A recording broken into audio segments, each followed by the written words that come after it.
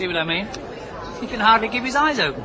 Yes, well, they're looking very smart, though. I mean... Well, smart meaning presentable, yes, but smart meaning doing the job properly. They're playing right into our hands, Henry. Well, I don't see anything wrong with wearing... No, well, you wouldn't, you see, from here, because we're just outside the visitors' main traffic pattern, but what sort of a picture do you suppose they're presenting to that chap going towards the stand right now? I mean, what does he see? Just 3 items of natty suiting. As far as all those eye-catching, visitor-attracting, information-purveying displays of yours are concerned, you needn't have bothered. From his angle of vision, your blokes are standing right in front of them. So, unless he's from Taylor and Cutter, what's going to persuade him to stop at the stand? Certainly not the expressions on their faces. Messrs. Grim, Weary, and Twitch. What's more, that defensive sort of line abreast, as though trying to stop a direct free kick. It's not exactly what you'd call welcoming, is it? No wonder that bloke's going right on past. See, the phrase exhibition stand, it can take on a very literal meaning. The way you stand. With certain stances, you can positively discourage people from coming aboard. Sometimes it's just a simple question of positioning. If you want an example of that, see how Frank stationed himself so that he's completely blocking an entrance? Unintentionally, of course. But to the visitor, just simple obstruction, that one. If you want a more subtly discouraging stance, cop the one that Fred's let himself fall into. The prison guard. Classic one, that. Feet 10 centimetres over the edge, arms folded. Talk about stand by to repel boarders. Just look at that expression. Surprising how easy it is to let yourself slip into that one. Especially when your feet have started hurting and you're trying not to let yourself think about them. But just as discouraging is the other extreme. The barker, tout, or puller in. Right this way, lads, 40 lovely girls, 40. It's a kind of overdone glad handing that's equally as putting off. An exhibition isn't a market made up of fancier than usual stalls for the visitor. It's much more like a theatre.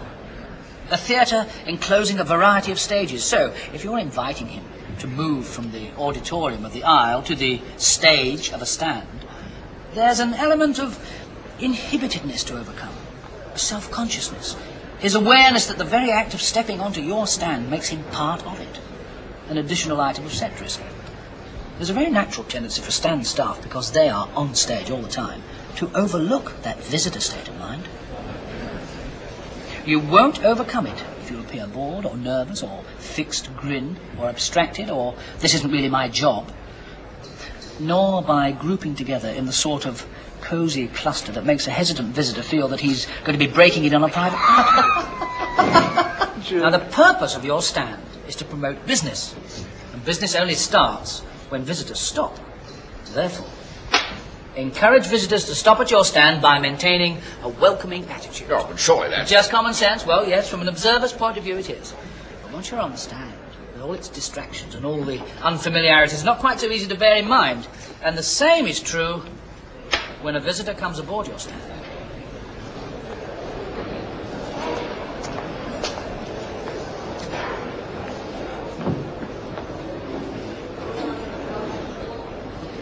Ah, good afternoon. Can I help you, sir? Is there anything I can do? What's your particular interest, sir? Nice to see you. Can I be of assistance?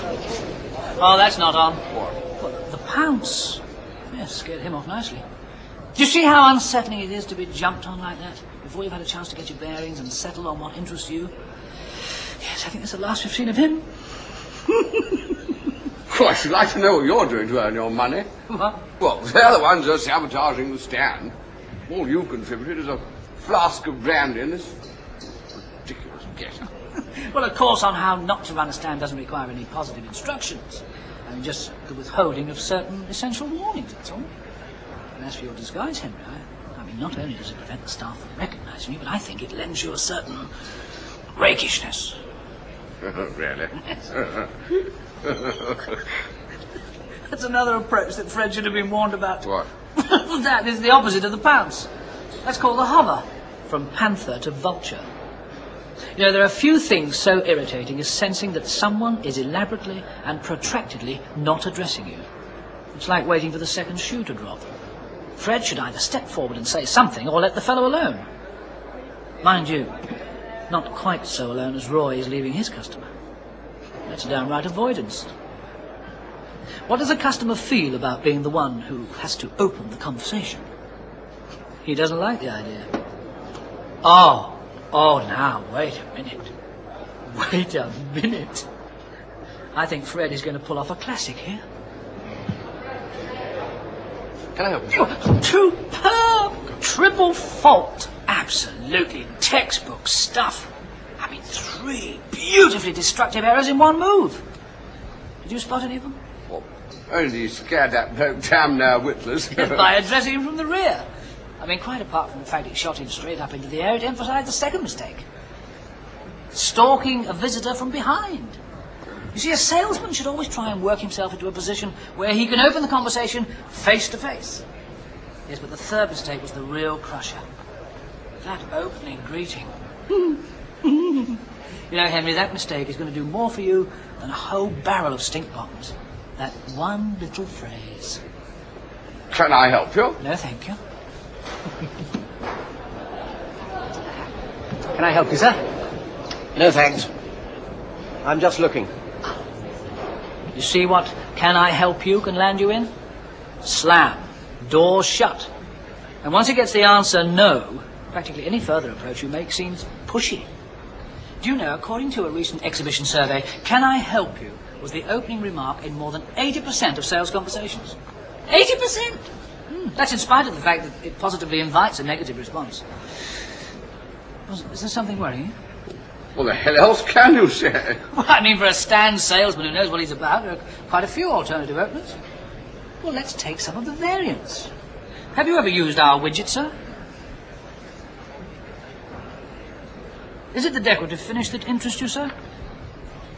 Have you seen our new sealant, sir? Are you involved in specifying tiles, sir? Have you noticed what we've developed to meet corrosion problems, sir? What kind of insulation are you particularly interested in, sir? How does this compare with the building materials you've been using, sir? Can I help you, sir? Or were you just looking? Essential, imperative, absolutely #1 priority.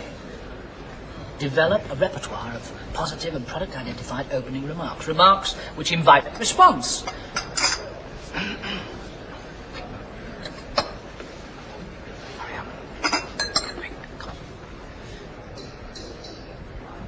Now, where was I? Ah, yes. Look at it from a visitor's point of view.